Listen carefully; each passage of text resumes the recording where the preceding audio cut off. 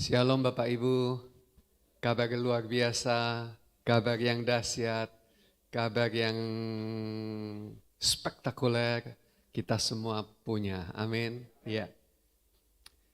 Judul khotbah hari ini adalah Destined to Reign. Nah, ini adalah judul dari sebuah buku yang mengubahkan hidup saya, mengubahkan hidup Pak Vincent juga. Ya, saya sudah lama punya dan bahkan bukan satu tapi beberapa. Tetapi ketika saya mempersiapkan khotbah ini, saya tanya, di mana buku saya? Tidak ada. Biasanya ada yang mengambil dan meminjamkan atau mungkin memberikan, ya. Tapi saya tahu bahwa jemaat JKI Puri Marina kelihatannya familiar dengan buku ini. Pak Vincent punya buku ini.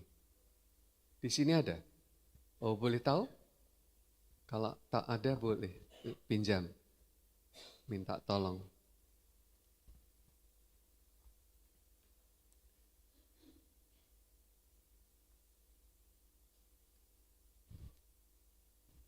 Pak Vincent mengomentari buku ini, ya setelah membaca buku ini, terima kasih Pak Didi ya.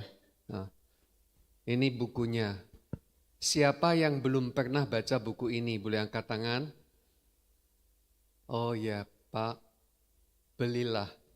Ya, dulu memang saya sempat membeli dari ini kantor distributor, langsung dari penerbitnya, ya. Lalu kemudian ada yang saya bagikan, ada yang saya minta jemaat untuk mengganti, dan banyak yang membeli. Bahkan teman-teman saya dari luar kota juga, Jakarta, Yogyakarta, dan bahkan lewat itu ada testimoni yang sangat bagus.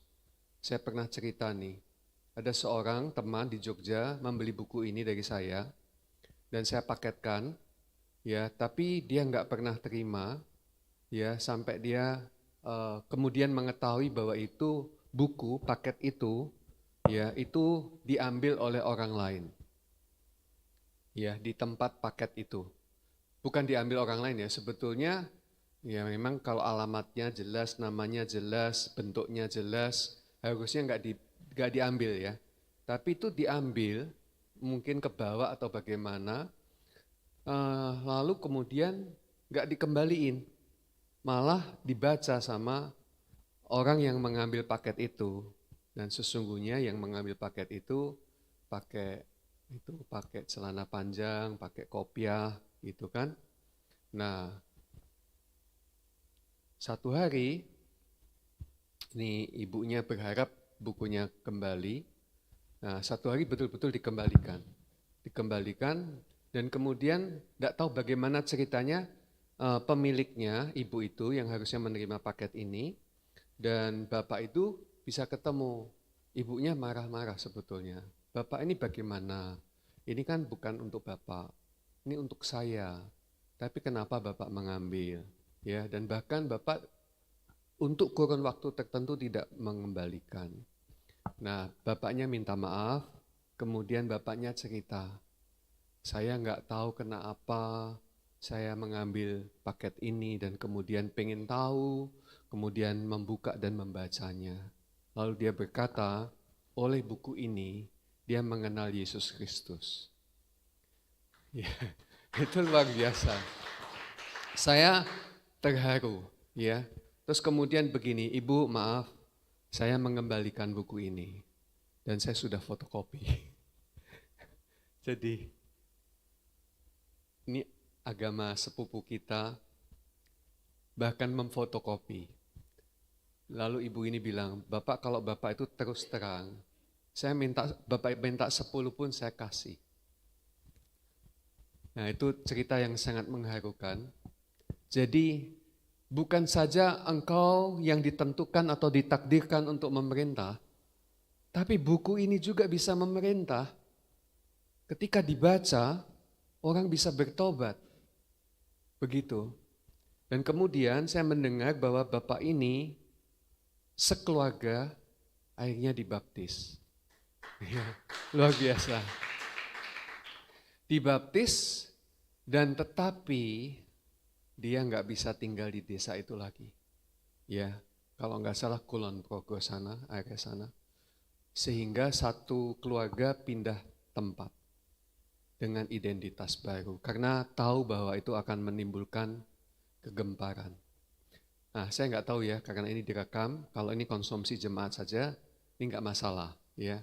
Tapi kalau ternyata ada pihak yang lain, ya sudahlah, ini biar jadi kesaksian aja. Toh bukan kita yang memaksa orang membaca buku ini kan. Ini kan pekerjaan Tuhan. Ya, jadi gimana kita mau ngomong ini soal Injil yang harus diberitakan? Saya tuh enggak pernah khawatir tentang misi Kristus. Ya, karena kalau gereja nggak bergerak, Tuhan juga bisa bergerak. Ya, tapi puji Tuhan kalau gereja mau menjadi agennya Tuhan untuk menyampaikan kabar baik. Ya, dan buku ini saya yakin memberkati bukan hanya jemaat di tempat ini, tapi jemaat di seluruh dunia. Dan ini termasuk buku bestseller. Ya, dan ini yang menginspirasi banyak jemaat hidup di dalam kasih karunia yang dulunya masih campuran antara hukum Taurat dan kasih karunia. Loh Pak, maksudnya campuran antara hukum Taurat dan kasih karunia itu bagaimana? Ini contoh statementnya ya. Kamu diselamatkan oleh kematian Yesus Kristus dan kematiannya itu lunas, dibayar cuma-cuma. Tapi ingat, kamu harus menjaga diri dari segala kenajisan supaya engkau pada waktu Dia datang, engkau kedapatan suci dan tak bercacat celah. Jadi setiap saat kamu harus menjaga hidup kudusmu, kamu harus tetap berkenan kepada Tuhan, supaya pada waktu Dia datang engkau siap dan engkau akan diangkatnya. Oh, kalau begitu saya bisa juga enggak diangkat Pak. Oh, kalau begitu saya juga bisa tidak masuk dalam kerajaan surga. Ya, itu tergantung kamu. Nah, sekarang kacaunya di sini. Gimana keselamatan adalah karya Tuhan, ya. Tetapi kemudian dilanjutkan oleh karya manusia yang harus menjaga kekudusannya. Ini enggak masuk akal. Firman Tuhan berkata, Ia yang sudah memulai pekerjaan baik di antara kamu, Ia juga yang akan menyelesaikan pada akhirnya. Jadi jangan dicampur-campur. Keselamatan bukan oleh karena perbuatan kita. Keselamatan bukan karena hukum Taurat itu kita taati. Omong kosong Bapak Ibu. Hukum Taurat diberikan hanya untuk menunjukkan kepada kita bahwa kita telah berdosa dan kita tidak mampu untuk menggenapi itu semua. Sampai Sang Juru Selamat itu datang khusus hanya untuk menggenapi untuk kita. Dan oleh Dia sekarang kita hidup. Paulus yang begitu hebat, menurut ukuran manusia sebagai imam, sebagai orang Farisi, ahli Taurat, ya, pengajar teologia dengan prestasi yang begitu gemilang, dia berkata, aku telah mati bersama dengan Kristus. Namun aku hidup, tapi yang kuhidupi sekarang di dalam tubuh ini, ya, adalah hidup karena iman kepada Anak Allah, ya, yaitu Yesus Kristus. Bukan iman kepada anak, tapi iman oleh Anak Allah, yaitu Yesus Kristus. Aku sudah tidak ada, tapi Kristus ada di dalam hidupku. Nah, itu dahsyat banget itu. Itu yang ngomong Paulus. Bagaimana kita? Saya kira kita semua diinspirasi. Dan buku ini telah menunjukkan kepada kita betapa kasih karunia itu besar untuk kita. Bagi Bapak Ibu yang belum pernah baca buku ini, karena ini buku yang mengubahkan banyak orang, termasuk saya Pak Vincent, ya, tolong cari di Metanoia atau beli online pasti ada. Dan bisa jadi kalau engkau beli online malah mungkin lebih murah. Ya, silakan. Destin Turin, itu adalah khotbah pada pagi hari ini. Saya taruh sini ya Pak Didi ya. Roma 5 ayat 17. Ini adalah ayat yang menjadi wakil daripada judul buku dan khotbah ini. Saya tidak mengkhotbahkan buku ini ya, tapi memang ada bagian dari buku ini yang masuk di dalamnya. Oke, kita baca sama-sama 1, 2, 3. Sebab jika oleh dosa satu orang, maut telah berkuasa oleh satu orang itu, maka lebih benar lagi mereka yang telah menerima kelimpahan kasih karunia dan anugerah kebenaran akan hidup dan berkuasa oleh karena satu orang itu, yaitu Yesus Kristus. Amin, haleluya. Saudara-saudara, kata ini yang perlu ditandai, ya, akan hidup dan berkuasa. Nah ini, will live and reign, ya. Jadi akan hidup dan memerintah. Nah tapi nats ini kan tidak muncul secara sendirian. Nats ini ada di dalam sebuah konteks. Nah saya menjelaskan bagaimana konteks itu. Di dalam Roma pasal 4, Paulus menjelaskan bahwa Abraham dibenarkan oleh iman dan bukan oleh perbuatan. Ya. Nah kemudian di bagian selanjutnya, Paulus juga menjelaskan, kamu jemaat, kamu dibenarkan juga bukan oleh karena melakukan hukum Taurat, tapi kamu dibenarkan oleh kasih karunia dan oleh iman. Begitu. Nah, Paulus menunjukkan, ya, sebelum konteks ini muncul, ya, Paulus mengatakan Yesus Kristus itu telah mati bagi kamu, ya, pada waktu kamu masih berdosa. Lebih lagi sekarang kamu telah menjadi anak-anaknya, maka kamu pasti diselamatkan oleh Dia. Dan itu kalimat diulang-ulang. Ya. Waktu kamu masih berdosa, Tuhan itu sudah menunjukkan kasih-Nya. Ya, kalau agama-agama berkata begini, engkau jauh, aku jauh, engkau jauh, ya. Engkau dekat. Lagunya gimana itu? Aku dekat, engkau dekat. Ya, aku jauh, engkau jauh. Ya kan? Ya, itu bimbo ya, betul ya. Lagu tentang doa. Kebanyakan sih agama memang menceritakan seperti itu. Ya, kalau kamu mendekat kepada Tuhan, maka Tuhan akan mendekat kepadamu. Ya, tapi kalau kamu menjauh daripada Tuhan, maka Tuhan juga akan menjauh dari kamu. Ya, saya kasih tahu ya Bapak Ibu. Karakter Tuhan, ekspresi akan pernyataan Dia kepada kita tidak ditentukan oleh kita, tapi ditentukan oleh karena keberadaannya, karakternya, ya segala hikmat yang ada pada Dia. Ya. Jadi Bapak Ibu dan Saudara sekalian, pada waktu kamu masih berdosa, Dia sudah mengasihi kamu. Paulus mau meyakinkan, lah sekarang ini kamu tuh sudah diangkat anak-anaknya, ditebus oleh hidupnya.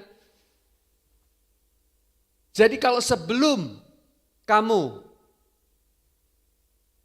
diselamatkan oleh kematian di atas kayu salib, Dia sendiri sudah mengasihi kamu, apalagi sekarang kamu sudah ditebus. Engkau sudah disebut anak-anaknya. Ya, bukankah Ia akan melakukan lebih lagi itu buat anak-anak yang dikasihnya? Dan itu dikatakannya pasti. Ya, ayat 9 dari Roma pasal 5, enggak usah dilihat ya, saya baca buat kalian. Ya. Atau dari ayat 6. Karena waktu kita masih lemah, Kristus telah mati untuk kita orang-orang durhaka pada waktu ditentukan Allah. Ayat 8, akan tetapi Allah menunjukkan kasih-Nya kepada kita oleh karena Kristus telah mati untuk kita ketika kita masih berdosa. Lebih-lebih karena kita sekarang telah dibenarkan oleh darah-Nya. Kalimat ini tolong diperhatikan. Kita pasti akan diselamatkan dari murka Allah.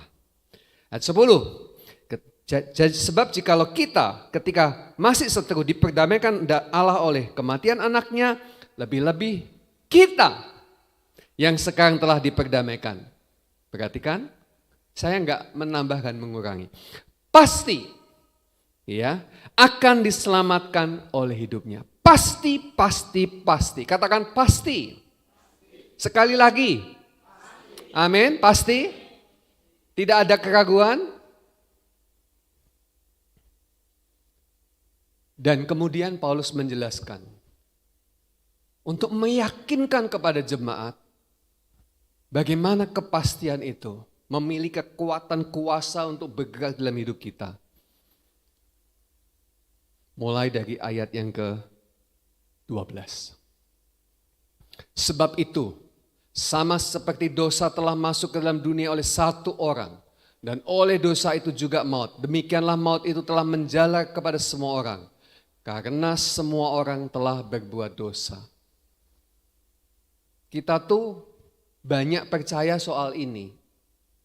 Adam, Hawa jatuh. Nah, karena dia yang jatuh, dia yang berbuat dosa, maka dosa itu menular, diinputkan, diperhitungkan kepada keturunannya.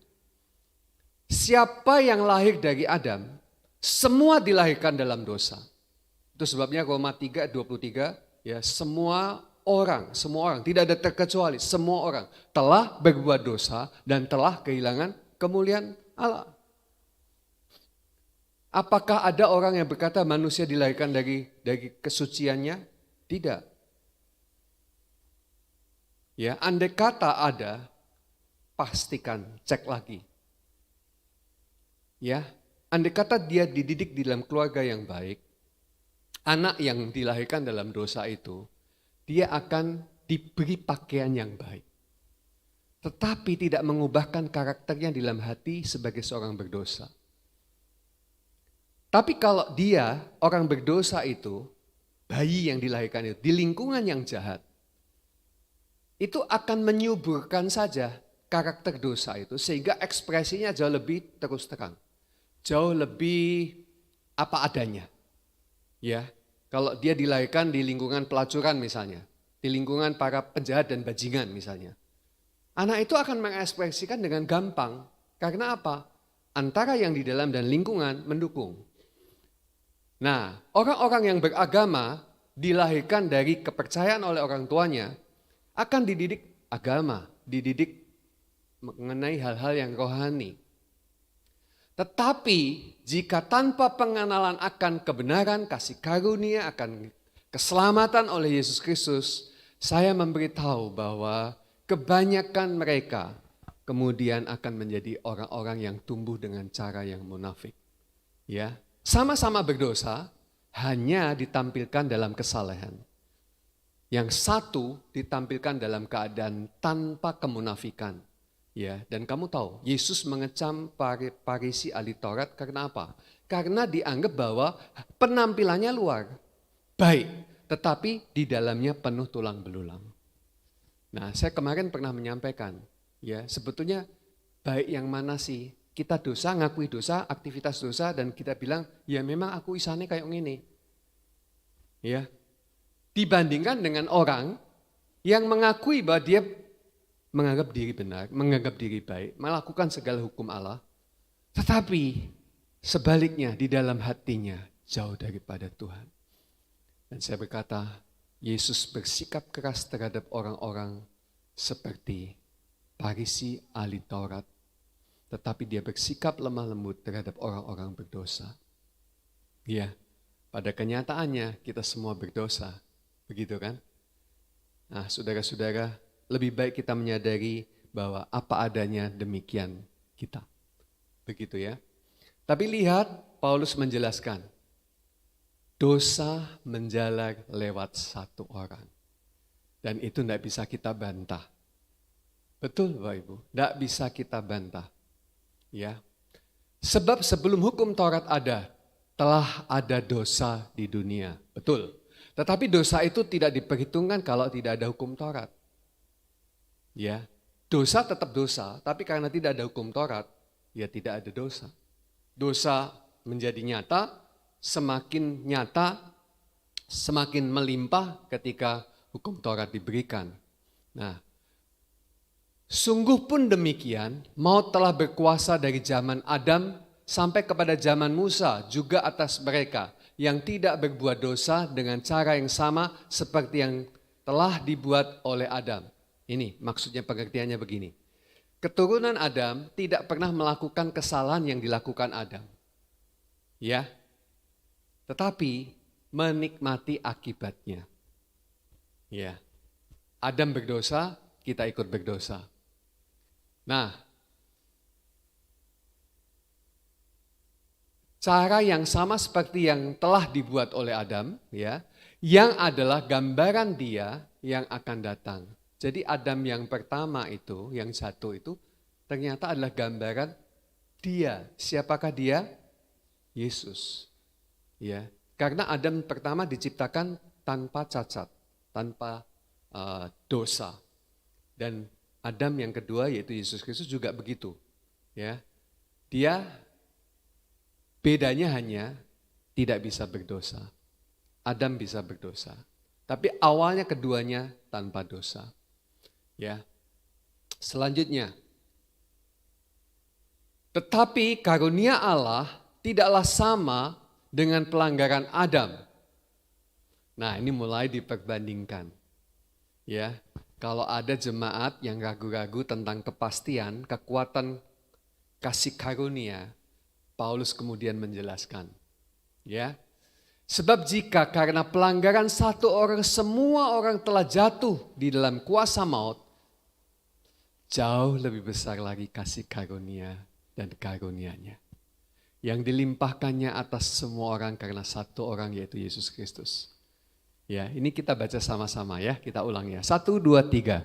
Tetapi karunia Allah tidaklah sama dengan pelanggaran Adam. Sebab jika karena pelanggaran satu orang, semua orang telah jatuh di dalam kuasa maut, jauh lebih besar lagi kasih karunia Allah dan karunia-Nya yang dilimpahkannya atas semua orang karena satu orang, yaitu Yesus Kristus. Katakan jauh lebih besar lagi.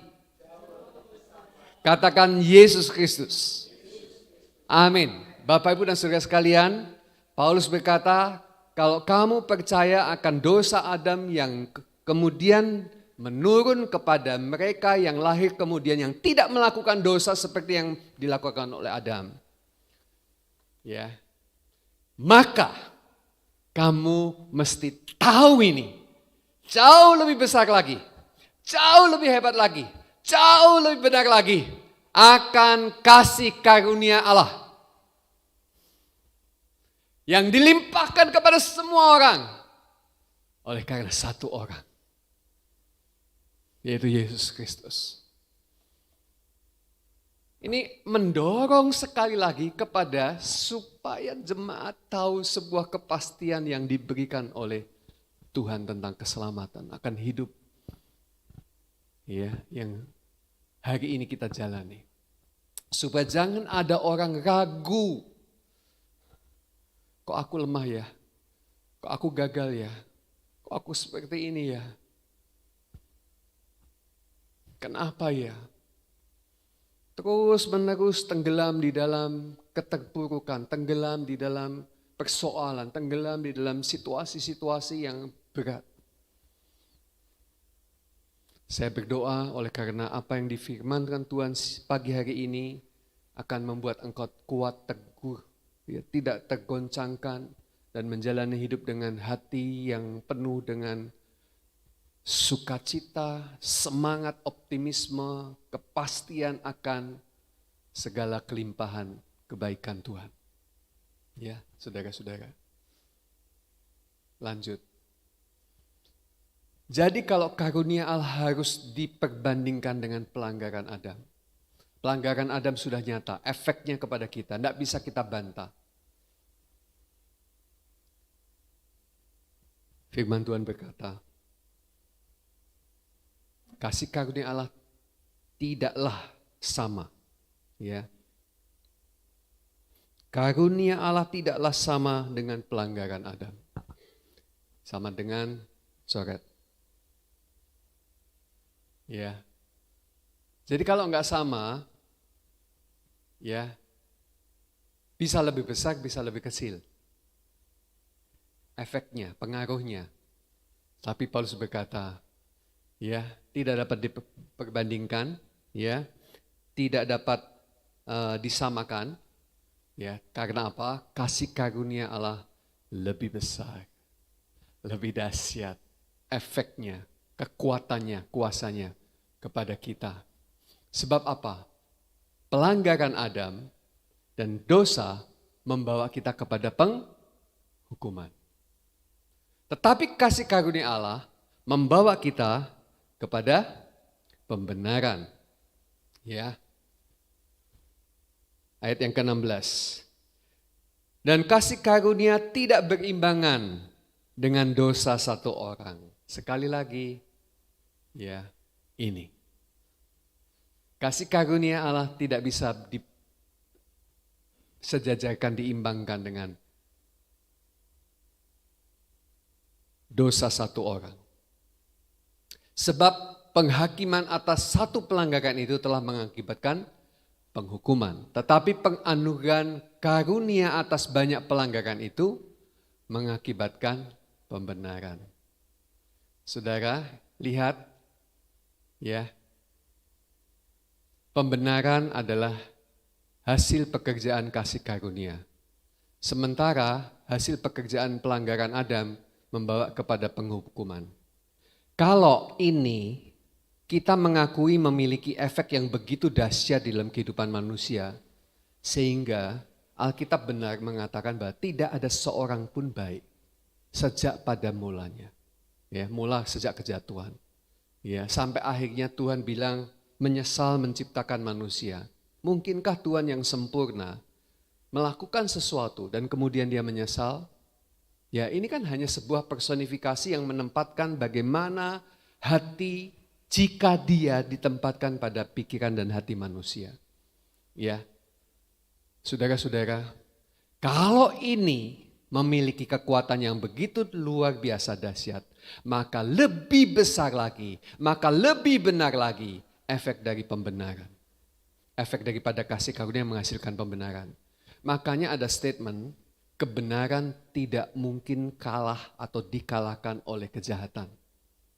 Ya, kejahatan itu punya efek yang luar biasa, baik kepada diri sendiri, juga keluarga dan lingkungan.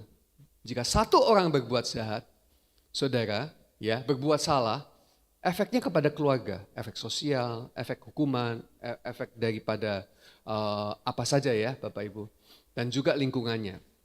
Tetapi ya, walaupun ini efeknya seperti itu, ini memiliki efek yang lebih besar. Jadi jangan khawatir kalau engkau ada satu orang benar, engkau adalah orang benar yang hidup di tengah-tengah orang yang jahat.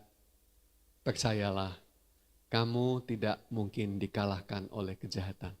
Karena kebenaran adalah kekuatan.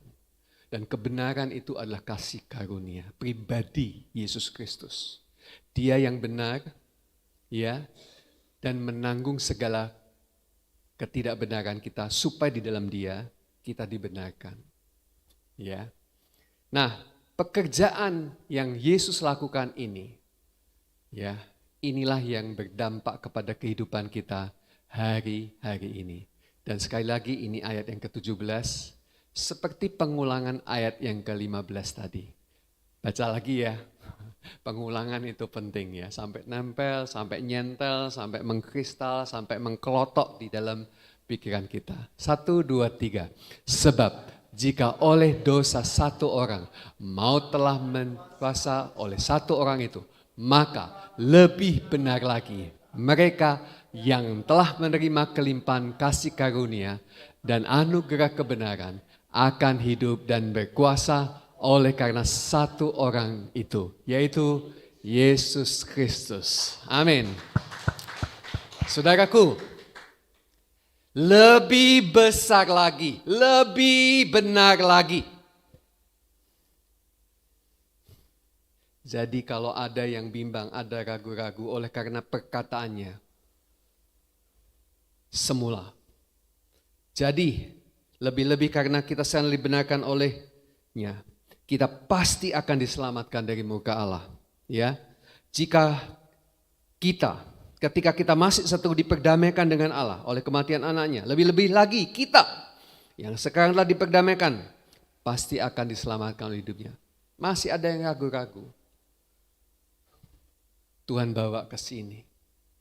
Wes banding no.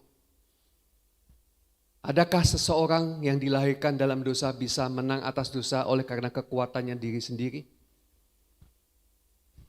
Tidak ada. Ya. Saya seringkali kesasar di YouTube ya, mendapatkan kesaksian-kesaksian yang spektakuler. Ada enggak yang mengikuti kesaksiannya pendeta Khairul Anwar? Ya. Itu pas di Daniel, tetangga kita, itu dipanggil. Dan dia menceritakan kisah hidupnya masa lalu. Ngeri Bapak Ibu. Dia membunuh, bandar narkoba, masuk penjara, ya, dan sementara di penjara masih bisa mengedarkan narkoba, ya, keluar penjara tidak bertobat, masuk lagi. Dan kamu tahu, kekuatan kuasa dosa yang begitu dahsyat mencengkeram hidupnya. Apakah dia senang dengan situasi itu? Tidak. Dia bilang, saya capek jadi orang jahat, dia bilang begitu. Saya kepengenannya mati aja. Ya, ngapain saya hidup?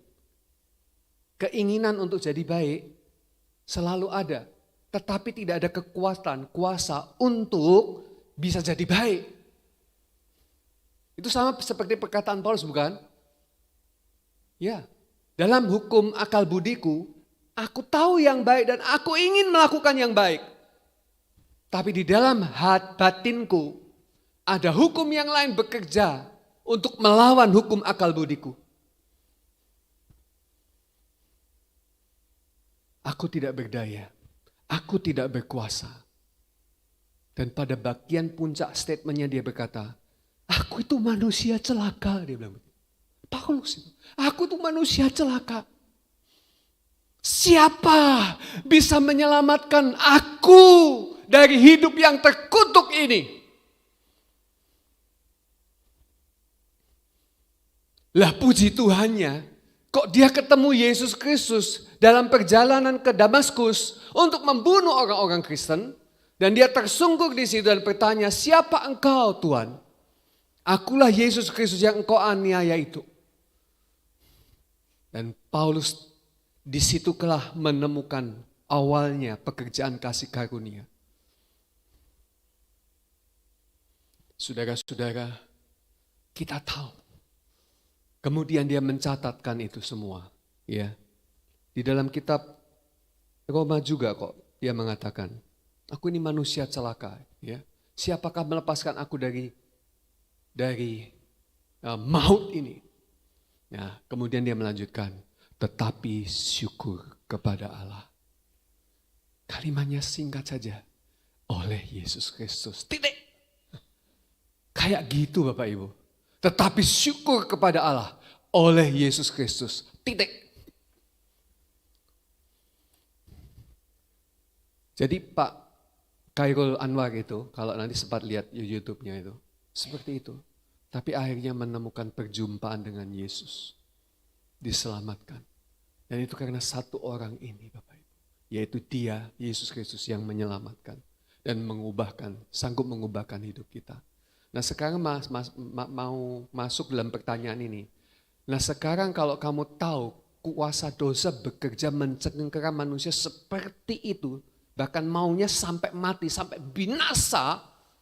Iblis mengganggu, mencengkeram kita dan merusakkan hidup kita, membinasakan kita. Masa sih kekuatan kasih karunia, masa sih kekuatan kebenaran tidak lebih hebat daripada kekuatan daripada dosa Adam? Makanya saya bilang kalau ada yang mendengarkan khotbah saya seperti ini, masih meyakini bahwa keselamatanmu yang dikerjakan oleh salib Kristus bisa hilang. Engkau merasa tidak ada jaminan bahwa engkau harus berusaha menjaganya sampai engkau sendiri mati di dalam kebenaran yang engkau pikirkan. Saya berkata betapa susahnya hidupmu hari ini yang engkau sedang perjuangkan. Sementara Yesus telah menganugerahkan hidup yang penuh dengan kasih karunia. Yang kekuatannya, yang kuasanya, yang efeknya, yang dampaknya, Paulus berkata jauh lebih besar, jauh lebih kuat, jauh lebih benar daripada kuasa oleh satu orang yang berbuat dosa, yang membawa kepada penghukuman. Makanya saya berkata kepada jemaat, aku tuh bersyukur banget bisa mengenal kasih karunia. Dan hidup di dalamnya tanpa rasa takut khawatir akan masa depan. Sebab apa? Sebab masa depanku itu pasti. Yang di dunia sudah saya jalani. Sudah lewat 60 tahun. Ke belakang, lihat kebaikan Tuhan. Ke depan, seperti Daud berkata, Tuhan sudah melakukan segala sesuatu yang baik. Aku pasti lebih lagi. Oke, satu hari nanti ada waktu di mana ada garis finish. Dan di balik garis finish itu adalah kehidupan lain. Kehidupan yang kita belum pernah melewatinya. Bahkan kehidupan yang mungkin kita belum pernah datang kepadanya. Ada beberapa orang menceritakan pengalamannya diangkat ke surga. Wah, puji Tuhan ya, kalau itu memang jadi pengalaman yang hebat. Ya, saya bukan menolak kesaksian-kesaksian itu, tapi saya mengatakan bahwa itu sangat subjektif. Ya, dan kesaksian tidak bisa dijadikan patokan. Kebenaran memang iya, firman Tuhan iya, karena itu diwahyukan oleh Dia sendiri. Tapi saya berkata, andai kata saudara belum pernah merasa diangkat untuk menikmati surga, apakah engkau merasa ragu-ragu untuk masuk datang ke dalamnya? Takut? Saudara, mungkin bagi orang-orang yang beragama ya seperti itu. Ya, karena tidak adanya kepastian. Tapi bagi saudara yang sudah ada kepastian dan pengalaman hari ini membuat kita diteguhkan betapa kasih karunia itu bergerak bekerja dengan luar biasa.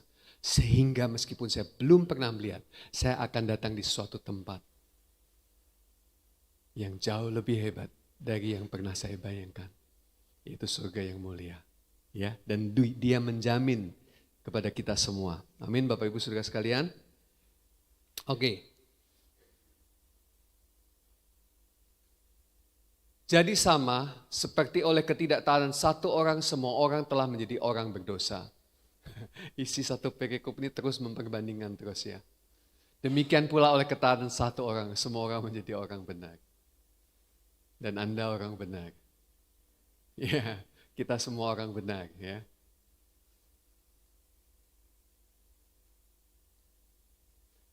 Satu orang tidak taat, semua berdosa. Satu orang taat, siapakah dia? Yesus Kristus. Semua orang yang percaya dibenarkan. Lebih hebat Adam yang pertama atau Yesus Kristus Adam kedua? Yesus Kristus.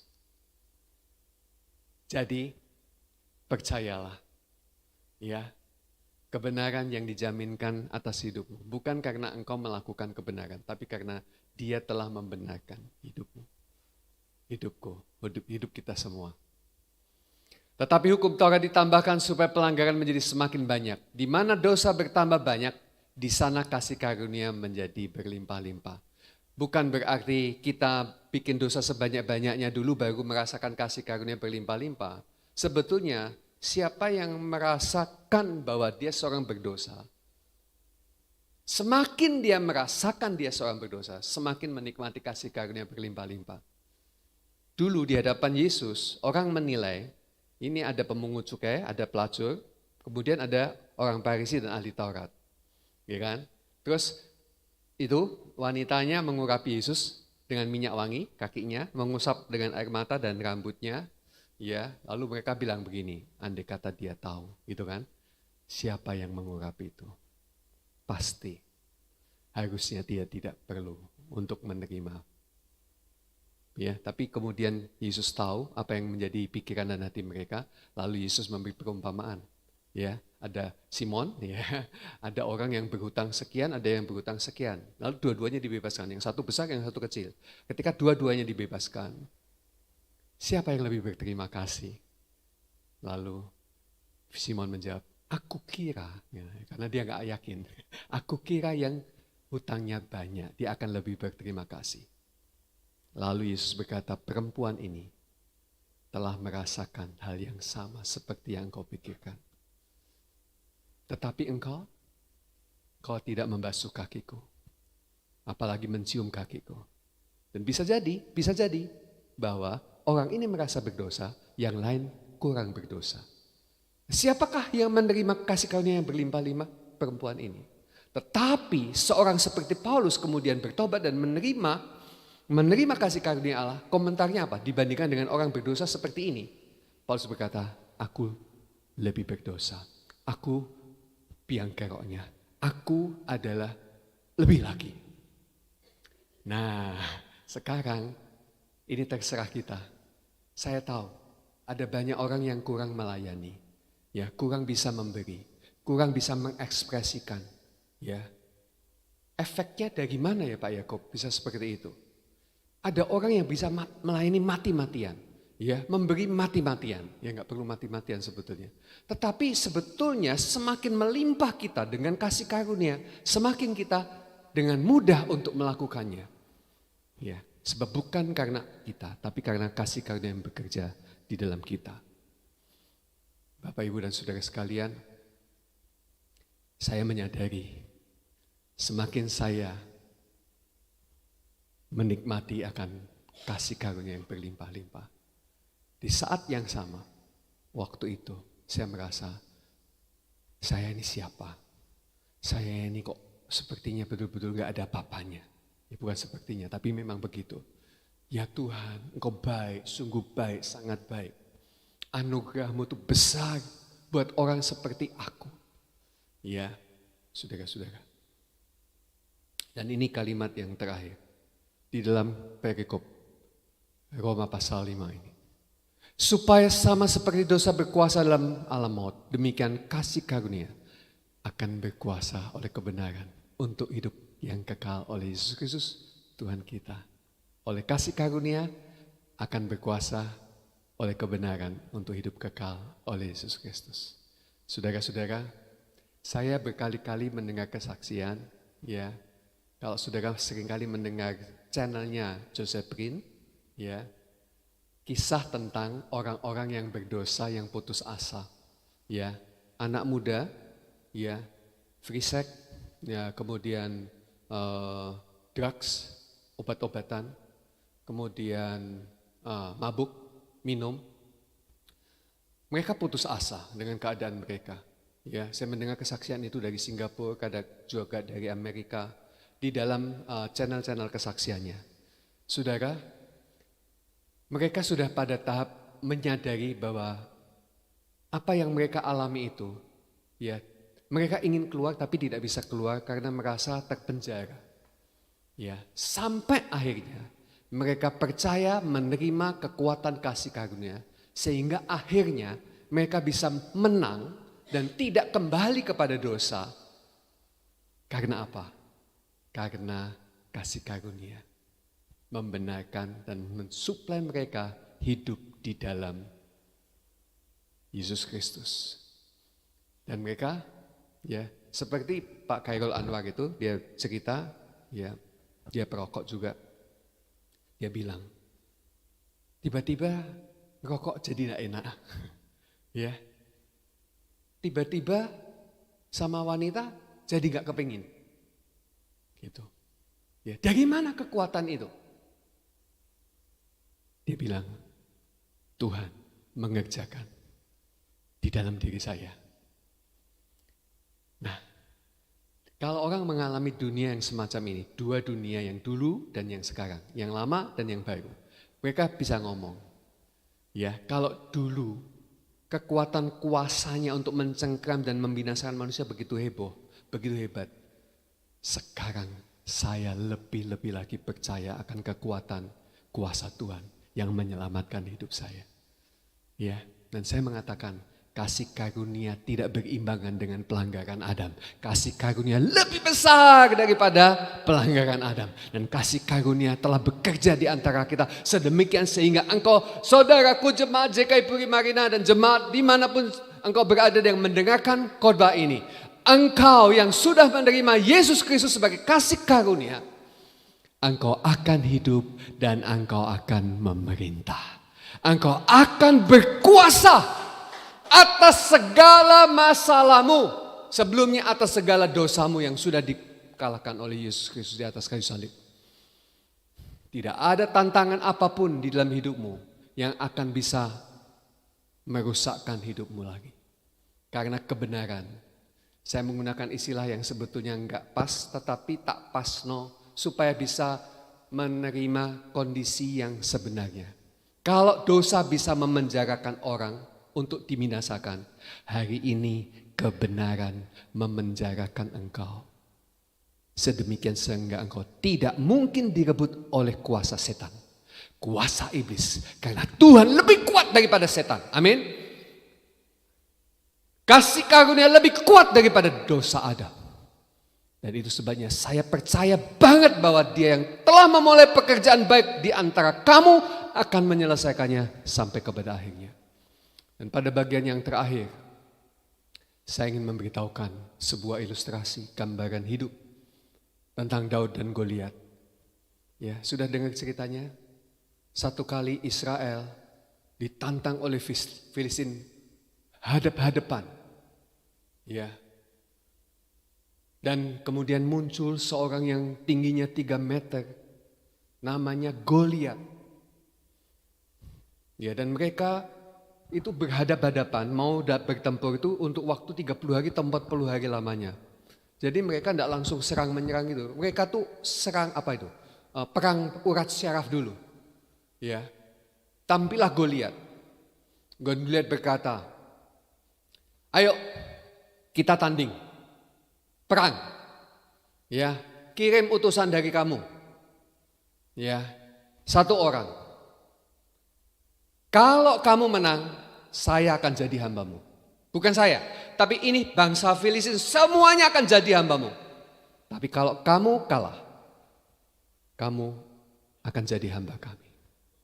Suaranya itu menggelegar, ya, penuh ancaman yang menakutkan. Sehingga mendengar perkataan itu, Alkitab berkata dalam 1 Samuel 17, seluruh bangsa Israel gemetar dan ketakutan. Dan oleh Isai menyuruh kepada Daud untuk mengantar makanan, suplai di medan pertempuran kepada kakak-kakaknya yang ikut. Tapi tidak ada satu pun yang maju, semua takut. Ya, tapi Daud berkata dengan penuh kelantangan, akankah bangsa Filistin menginjak-injak akan anak-anak Allah yang hidup? Bukankah Tuhan ada di tempat kita? Dan Dia yang ada di tempat kita jauh lebih kuat dari mereka.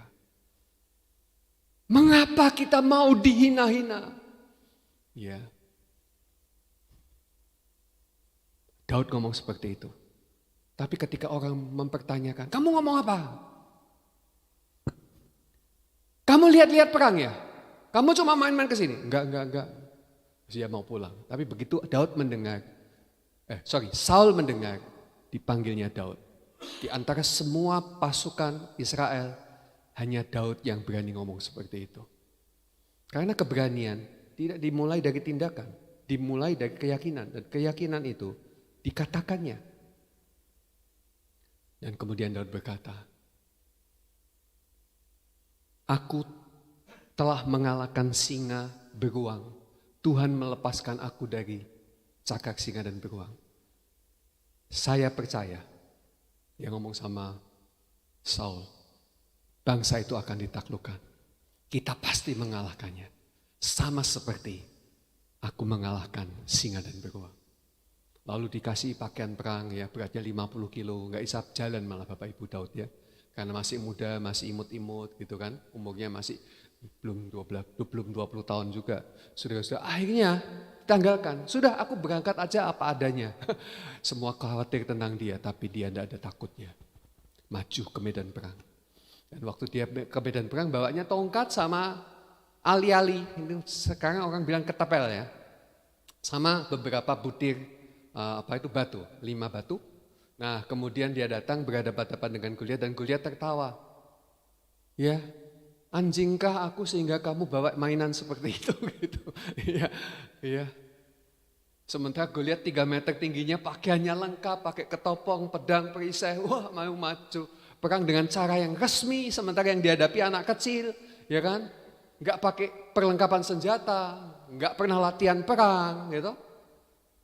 Saudara-saudara, dengan gagah berani Daud berkata, nih, Daud berkata kepada orang Filistin itu, engkau mendatangi aku dengan pedang dan tombak dan lembing. Tetapi aku mendatangi engkau dengan nama Tuhan semesta alam, Allah segala barisan Israel yang kau tantang itu. Hari ini juga Tuhan akan menyerahkan engkau ke dalam tanganku. Dan aku akan mengalahkan engkau, memenggal kepalamu dari tubuhmu. Hari ini juga aku akan memberikannya mayatmu dan mayat tentara orang Filistin kepada burung di udara dan kepada binatang-binatang liar. Supaya di seluruh bumi tahu bahwa Israel mempunyai Allah. Saya nggak bisa bayangkan medan perang yang seperti ini, ya. Daud lawan Goliat. Tapi perkataan-perkataan si anak muda ini sungguh-sungguh menunjukkan kasih karunia itu telah bekerja. Bukan oleh kuat dan gagah, bukan oleh bekalan dan perlengkapan, boleh karena latihan-latihan, enggak Bapak Ibu, tapi karena iman yang melihat kepada pekerjaan kasih karunia. Dia seorang yang memerintah dan berkuasa, seorang raja yang ngomong, ya kan? Pak Didi tadi renungan firman Tuhan di grup seperti itu. Ya, Basilio ini seorang perkataan seorang raja yang betul-betul memiliki otoritas. Ya, ngomong seperti itu saudara. Dan supaya segenap jemaah ini tahu bahwa Tuhan menyelamatkan bukan dengan pedang dan bukan dengan lembing. Sebab di tangan Tuhanlah, ngomong sama-sama yuk, 1, 2, 3. Sebab di tangan Tuhanlah pertempuran dan ia pun menyerahkan kamu ke dalam tangan kami. Iya. Tapi saya mau ngomong, siapakah Daud ini? Daud ini kitakah? Apakah suatu kali kita juga memiliki iman seperti Daud? Puji Tuhan. Tidak ada yang mustahil. Tapi saya ingin menunjukkan kepada kalian bahwa Daud ini adalah mewakili Yesus Kristus. Kamu tahu? Gak ada peperangan 1 lawan 1. Ya, biasanya pertempuran ya ayo lempar panah, lempar apa gitu kan, saudara-saudara. Israel dalam situasi yang penuh ketakutan, tapi Daud tampil di depan. Jemaat juga begitu. Seringkali ada dalam situasi yang tidak pernah kita harapkan. Takut, khawatir, cemas, pieki. Tapi Daud tampil dan kita tahu Yesus Kristus ada di depan kita. Dan ketika dia mengalahkan Daud, seluruh Israel bersorak-sorai. Bukankah begitu hari ini? Ketika Yesus Kristus mengalahkan maut, dia bangkit dari maut, maka seluruh jemaat bersorak-sorai. Hari ini kita tidak mengerjakan apa-apa, tetapi menerima pekerjaan Yesus yang sudah selesai, sehingga hari ini kita beroleh kemenangan yang sama, seperti kemenangan Israel oleh Daud yang 1 orang itu. Haleluya. Goliat mati. Ya. Goliat sudah dikalahkan.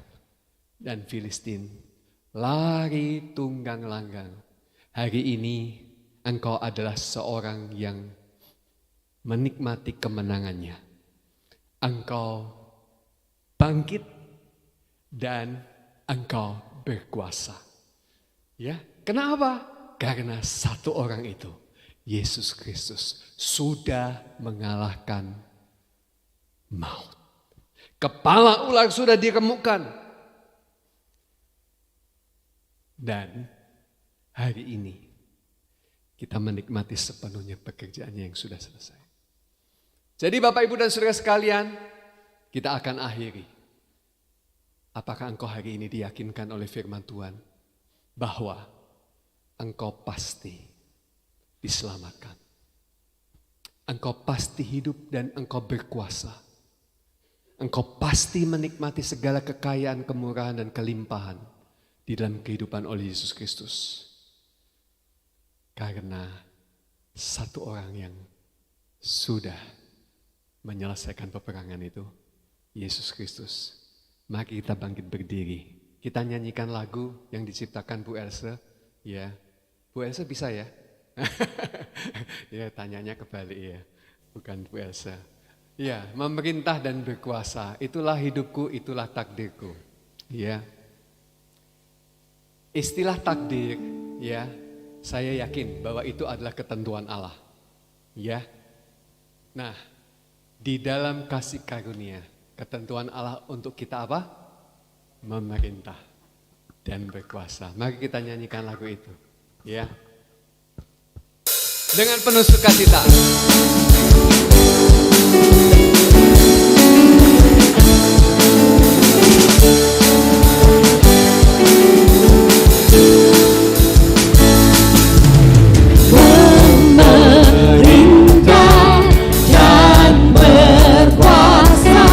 Itulah hidupku, itulah takdirku, memerintah dan berkuasa. Itulah takdirku dalam Yesus. Sungguh Yesus mengasihiku, ku pasti menang dan berkuasa. Karena Yesus tinggal dalamku, ku pasti menang dan berkuasa. Fokus Yesus, dengar firman Kristus, perkatakan dan firman Tuhan. Saya milik Yesus, Yesus pun milikku. Punya Yesus, punya segalanya. Sekali lagi. Memerintah dan berkuasa. Itulah hidupku, itulah takdirku. Memerintah dan berkuasa. Itulah takdirku dalam Yesus. Sungguh Yesus mengasihiku, ku pasti menang dan berkuasa. Karena Yesus tinggal dalamku, ku pasti menang dan berkuasa. Fokus Yesus, dengar firman Kristus, perkatakan dan firman Tuhan. Saya milik Yesus, Yesus pun milikku. Punya Yesus, punya segalanya. Punya Yesus, punya segalanya. Punya Yesus, punya segalanya. Amin. Punya Yesus, punya segalanya. Amin. Engkau memiliki kuasanya untuk hidup, untuk memerintah atas hidup. Ya, engkau berkuasa atas segala sakit penyakit. Engkau berkuasa atas segala masalah yang engkau hadapi. Engkau jauh lebih besar, sebab Yesus jauh lebih besar dari semua pelanggaran Adam yang mengakibatkan semua masalah dalam hidup manusia. Itu sebabnya hari ini aku percaya oleh karena kasih karunia lebih besar dan tidak berimbangan dengan pelanggaran Adam, maka kasih karunia itu bekerja, bergerak, memastikan bahwa engkau akan menikmati semuanya. Amin. Semuanya. Ya, hari ini engkau mulai berkata kepada sakit penyakitmu, sakit penyakit engkau sudah ditimpakan kepada tubuh Yesus. Aku sehat. Kalau engkau mengalami masalah keuangan, ekonomi, ya, yang sedang menurun, ayo katakan, Yesus rela jadi miskin supaya oleh kemiskinannya saya jadi kaya. Aku kaya, aku memiliki segalanya, keberhasilan, kesuksesan. Ya, aku memilikinya. Engkau berkuasa Bapak Ibu. Katakan kepada hal-hal yang buruk supaya itu disingkirkan. Sekarang katakan, aku menerima semua yang baik yang Tuhan sediakan.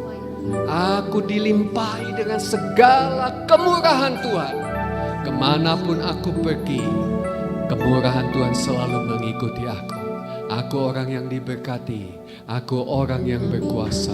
Aku memerintah atas hidup. Sebagaimana Yesus telah memenangkan pertempuran, demikian aku hari ini. Haleluya. Bapa di surga, inilah jemaat-Mu yang Kau kasih. Kepada mereka Engkau sudah menyerahkan nyawa di atas kayu salib. Buatlah mereka percaya. Karuniakan iman-Mu Yesus di dalam hati kami semua, supaya kami tidak bergoncang di dalam iman, di dalam kepercayaan, di dalam pengharapan, supaya kami tetap teguh, supaya kami tetap berdiri tegak di hadapan-Mu dalam situasi apapun. Karena kami tahu, kami ditakdirkan untuk memerintah. Kami berkuasa atas hidup ini. Dan itu oleh semua karena Yesus Kristus.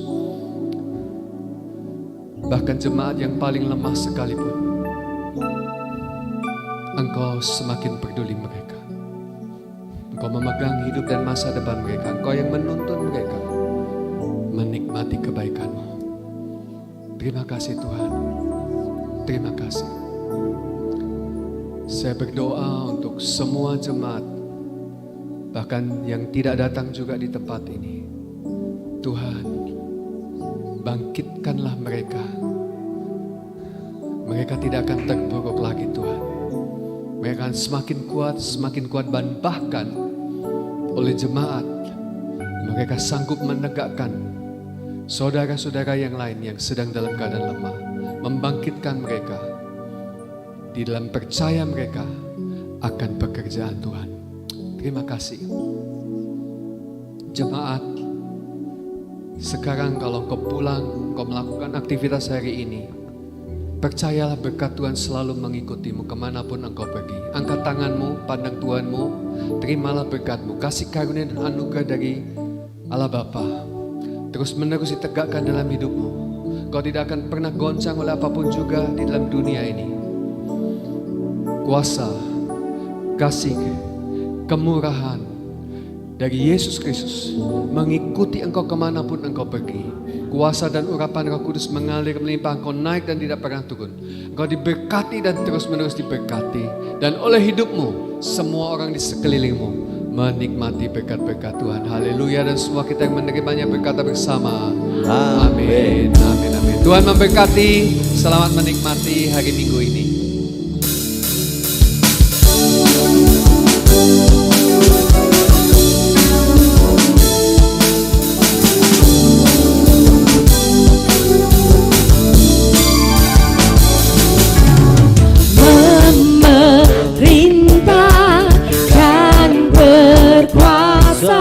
Itulah hidupku, itulah takdirku. Memerintah dan berkuasa, itulah takdirku.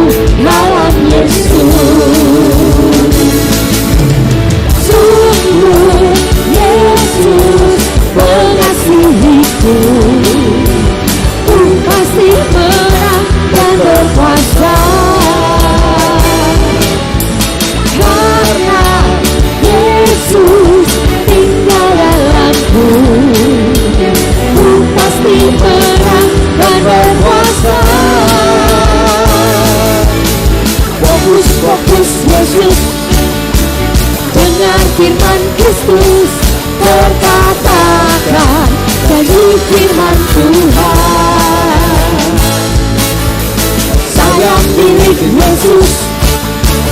Yesus ku milikku, punya Yesus, punya segalanya. Punya Yesus, punya segalanya.